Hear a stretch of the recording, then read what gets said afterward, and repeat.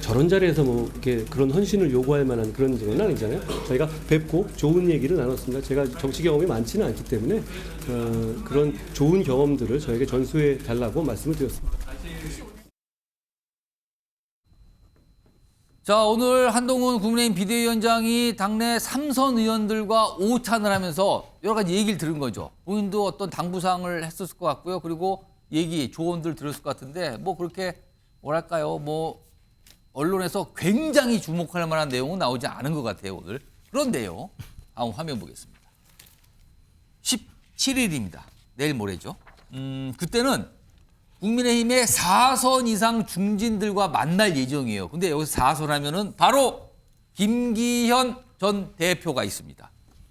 근데요, 김기현 전 대표는 지금 당대표는 그만뒀지만 울산에 계속 출마할 걸로 보이잖아요. 본인도 그런 의중을 좀 비친 걸로 보이는 발언들을 했거든요. 자, 그런데 한동훈 비대위원장은 지금 뭔가 당의 희생을 강조하고 있는 상황입니다. 뭔가 희생. 이런 얘기를 앞서부터 꺼내놨거든요. 그럼 두 인물이 만났을 때 과연 혹시 불출마? 이런 얘기를 17일 이후에라도 할 수 있는 거 아니냐. 이런 얘기가 벌써부터 지금 전망처럼 나오는데, 자, 그럼요. 두 인물의 이야기, 과거 좀 지난 얘기인데요. 뭔가를 좀 짐작해 볼 수 있습니다. 들어보시죠. 불출마가 무조건 오냐? 그렇지 않습니다. 출마가 희생이고 헌신일 경우도 있습니다. 이기기 위해서요. 필요한 결정을 저는 사심없이 할 것이고 어떤 방침, 예를 들어서 몇 선 이상은 나가라. 저는 그런 것은 상황에 따라 달라진다. 그렇게 일률적으로 말할 문제는 아니라고 생각해요. 출마하셔서 이길 수 있는 분, 출마하실 명분이 우리 당에게 있는 분들, 그런 분들은 나가셔야 합니다. 저는 대통령하고 자주 만납니다. 어떤 때는 만나면 뭐 한 3시간씩도 얘기하고요. 제가 겪은 대통령 중에 가장 소통이 잘 되고 소탈하고 여러분들께서 제겨주신 그 사명을 완수할 수 있도록 최선을 다해 나가도록 하겠습니다. 고맙습니다.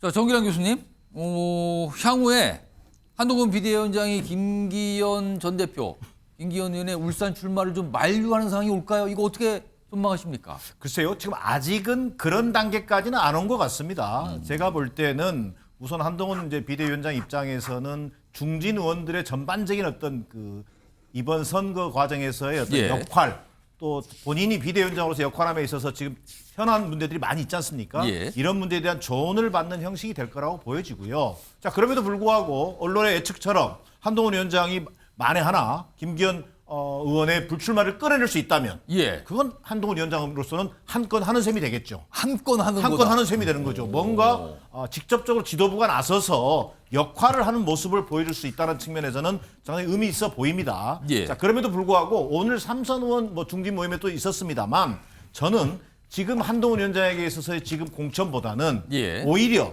지금 어떻게 보면 당의 가장 큰 현안으로 등장하고 있는 김건희 특검법에 대한 당 차원의 대응, 이런 부분에 있어서 중진 의원들의 협조라 그럴까 역할을 당부했을 가능성이 높아 보입니다. 실제로 김건희 주가 조작 사건 관련해서 뭐 23억의 수익이 났다라고 하는 검찰 자료가 공개됐지 않습니까? 그러면서 뭔가 이 주가 조작에 대한 관련성이 높아지면 높아질수록 특검법 거부 반대 여론이 높아지고 있지 않습니까? 그런 어떤 당내 상황에 대한 현안 문제에 있어서의 당내 중진 의원들의 생각도 좀 듣고 어떻게 보호막을 칠 것인지 방어막을 칠 것인지에 대한 그런 논의가 주되게 이루어질 가능성이 저는 커 보입니다. 자, 4선 의원, 오늘은 3선, 그리고 내일 모레는 4선 의원들을 만난 자리, 과연 어떤 대화일까? 혹시 중진들에게 뭔가 좀 희생을 해주세요. 이런 얘기가 나오지 않을까? 언론들은 약간 그런 부분 주목하고 있거든요. 이런 가운데요. 이분은 국민의힘의 중진 중에 중진이라고 할 수 있죠. 김무성 전 대표. 화면 좀 보겠습니다. 오늘 출마 선언을 했습니다. 지역구가 부산 중영도구예요. 근데 범민 끝에 총선에 출마하기로 결심했다. 근데 이유 중에 하나가 이거예요. 후배들이 잘한다면 안 했을 거다 내가. 잘못하고 있기 때문에 출마하는 거다. 후배들이 똑바로 못해서 내가 지금 나오는 겁니다라는 설명이 있었어요. 하나 더 보겠습니다.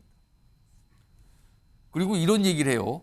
나이가 많다고 컷오프하면 그걸 받아들일 수 없다. 부당한 공천이라고 생각하면 무소속 출마도 나 고민한다. 굉장히 강한 얘기를 꺼내놨거든요. 김영주 전 의원. 네. 부산 중영도구. 그러니까 원래 이제 본인의 지역구였거든요. 과거에 여기 출마해서 다른 의원이 있었는데 후배들이 못해서 출마한다고 이유가 나왔습니다. 이거 어떻게 봐야 됩니까? 뭐 최근 그 방송에 자주 출연을 하셨고 예. 겉으로 보기에는 자당을 걱정하고 한국 정치를 걱정하는 모습들을 보이시면서 저하고도 대담을 나눈 적이 있습니다. 아, 그러세요? 한국 정치가 걱정이다. 오. 그리고 최종적으로는 어쨌든 민주당의 김비호 후보가 몇 번 도전했지만 후보들은 많이 바뀌었습니다만은 그것을 넘지 못했고 지금 뭐 이현주 전 의원이나 이런 분들이 또 역할을 못하고 있고 또 부산의 국민의힘은 또 조경태, 하태경 예. 여러 의원님들이 박민식 의원까지 포함해서 사실 부산을 뜨면서 흉흉합니다. 또 부산의 2030 엑스포 실패로 인해서 중심이 없는 상황이고요.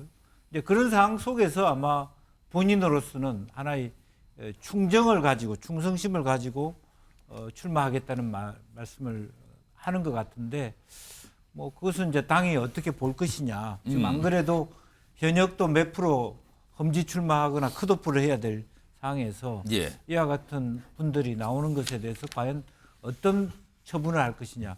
뭐 그것은 꼭 뭐 국민의힘의 김무성 전 대표만 그런 것이 아니라 예. 우리 민주당에도 다 그와 같은 박지원, 뭐 정동영 이런 분들이 또 오고 있고요. 뭐 오비라고 예. 통상 부르죠. 그런 흐름들이 없잖아 다 양당 모두에 있기 때문에 예. 아마 민주당은 민주당대로 국민의힘은 국민의힘대로 저런 소위 말하는 어른들, 올드보이들의 귀환에 대해서 어떻게 대처할 것인가를 고민할 수밖에 없을 것이라고 보여집니다.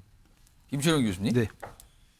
본인이 부당한 컷오프 시, 뭐 예를 들어서 뭐 나이 뭐 이런 것 때문에 컷오프 시키면 이거 무소속 출마도 나 고민할 수밖에 없다라고 얘기했는데 이렇게 되면은 무소속으로 나오게 되면 이거 부산에서 여권 분열입니까? 이거 어떻게 되는 겁니까, 국민의힘은?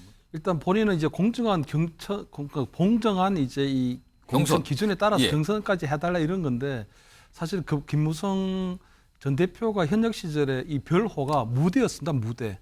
김무성 대장이라는 뜻이었거든요. 네. 근데 과연 저게 이제 그 대장다운 모습인가? 어떻게 보면 이제 현역에서 물러나고 후배들에게 기회를 주고 난 다음에 본인이 이제 과감하게 불출마를 하게 된 건데 지금 후배들이 제대로 못하니까 나왔다는 그렇습니다. 얘기가 그러니까 이제 했는데. 그러니까 현역에서 은퇴하고 난 다음에도 정기 은퇴를 했는데도 불구하고 다시 나설 수밖에 없는 저는 그 나름대로 충정은 좀 이해해야 된다고 보거든요. 왜냐하면 그 지금 김무성 전 대표가 출마하려고 하는 지역이 본인이 거기서 재선 3선했던 지역입니다. 예. 근데 거기에 현역 의원이 이제 황보승희 의원이 또 불미스러운 일로 문제가 발생을 했었죠. 또 탈당을 하게 되고 하니까 그런 과정에서 본인이 일단 자리를 물려주면 새로운 인물이 진짜 싹 수 있는 정치인이 나타나서 본인보다 더 본인이 했던 그 어떤 경험과 그런 거 위에 더 큰 거를 좀 만들어줘야 되는데 예. 그런 것들을 만들지 못하다 보니까 본인이 결국은 어떤 늙은 어떤 매기로서 역할 나이는 많이 들었지만 그래도 이 새로운 인물 또는 그래서 무슨 맥이? 그러니까 늙은 매기가 되는 거죠. 예, 예. 늙은 매기이지만 역할을 좀 해야 되겠다. 그래서 예. 좀 새로운 인물이 들어올 수 있는 그런 기회를 만들어야 되겠다 이렇게 보입니다. 제가 볼 때는 아마 저 지역에 김무성 전 대표하고 필적할 만한 경쟁력이 있는 새 인물이라면 당연히 김무성 대표가 경선까지 가지 않더라도 그 새 인물 또 신인 정치인에게 기회를 내줄 것이고요. 만약에 본인이 생각할 때 그 기준이 훨씬 떨어지는 사람이 어떤 용산이라든가 어떤 다른 이유만으로 낙하산으로 오게 된다면 본인은 무소속으로라도 하더라도 예. 그런 것들은 맞겠다는 그런 의지가 보이는 것 같아요. 그러면 부산 국민의힘 입장에서 부산 선거가 전체적으로 어떻게 되는 겁니까, 그거는? 제가 볼 때 김무성 대표께서 생각하는 게 어떤 부산 전체의 판을 흔든다기보다는 지금 보면은 어떤 용산에서 근무했던 주진우 법률 비서관이라든가 최고위원을 지냈던 장해찬이라든가 이런 분들이 지금 부산에서도 험지가 아닌 부산에서 양지를 다 찾아가고 있는 상황이거든요. 그러니까 제가 볼 때 김무성 전 대표가 그런 부분에 대해서도 아주 과감한 어떤 비판을 얘기하면서 본인을 그런 밟고 넘어가야 되는 예. 그런 정치신이 오기를 기다린 거 있는 걸로 보이거든요. 그래서 는 김무성 대표가 어쨌든 정치적 금도를 또 넘어선 거 아니냐. 정기 은퇴를 하신 분이 예. 다시 오는 게 맞느냐, 뭐 옳지 않냐 이런 걸 떠나서 본인이 지금 던지고자 하는 메시지, 그 메시지에 조금 주목할 필요가 있다고 저는 그렇게 봅니다. 일단 중진들의 총선 어떻게 될 것이냐 이걸 좀 다뤄본 거예요. 지금 여당의 과제일 수도 있어요. 지금 여당이 갖고 있는 과제 요 얘기였고요.